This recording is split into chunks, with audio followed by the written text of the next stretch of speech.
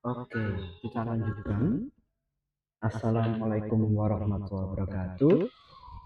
Setelah kita tahu penjumlahan itu adalah total dari objek yang nyata, bagaimana dengan perkalian? Nah, perkalian ini adalah penjumlahan berulang. Contoh, kalian ada kalimat seperti ini.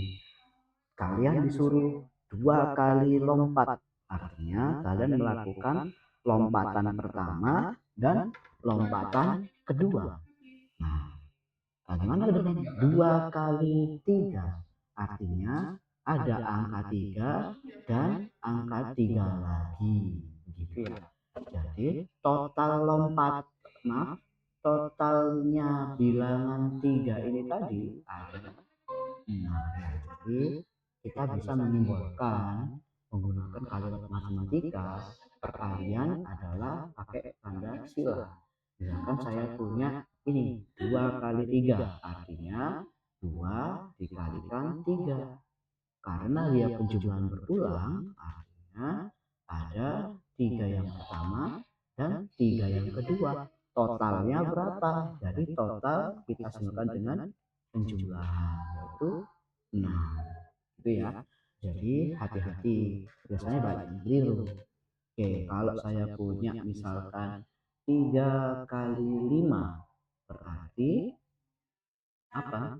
Ada 5 yang pertama, ada 5 yang kedua, ada 5 yang ketiga. Totalnya berapa? Totalnya ada 15. Saya punya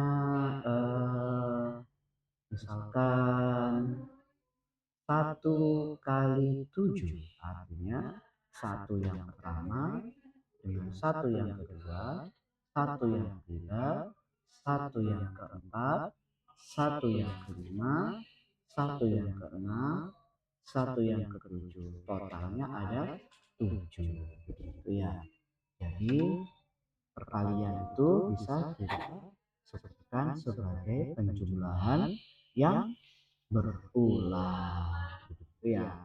Bagaimana dengan pembagian A? Apakah pengurangan berulang? Kan begitu. Nah, bedanya pembagian adalah pengurangan berulang sampai habis. Misalkan nih ya, saya punya 6 kelereng, akan saya bagikan kepada 3 orang, gitu ya. Jadi 6 kelereng ini 1, 2, 3, 4, 5, 6 akan saya bagikan kepada 3 orang. Berarti, nah, kelereng yang ini akan di orang yang pertama. Kelereng yang ini akan di orang yang kedua. Kelereng yang ini akan di orang yang ketiga. Begitu ya. Nah, setiap orang dapat berapa? Yaitu dapat 2 kelereng. Itu ya. Jadi bisa kita simpulkan menjadi 6 dibagi 3, yaitu 2. Nah, hubungannya dengan pengurangan berulang sampai habis ini maksudnya gimana, Pak? Nah, artinya 6 ini jika kita kurangkan dengan 3, kita kurangkan lagi dengan 3, hasilnya pasti akan 0 atau sudah habis. Nah, berapa banyak tiganya ini? 3 yang pertama, 3 yang kedua. Jadi hasilnya adalah 2. Tapi jika kalian bingung arti pembagian sendiri, kalian bisa menganggap bahwa pembagian itu adalah menyebarkan atau membagi sebuah objek sampai habis dan setiap bagian mempunyai jumlah yang sama. Contoh, misalkan saya ingin membagi 9 kelereng kepada 3 orang. Berarti ya, Jadi kita bisa membuatkan 9 kelereng akan saya bagi kepada 3 orang. Nah, orang pertama akan mendapatkan 3 kelereng. Maaf, orang pertama, ada orang kedua, ya, ada orang ketiga.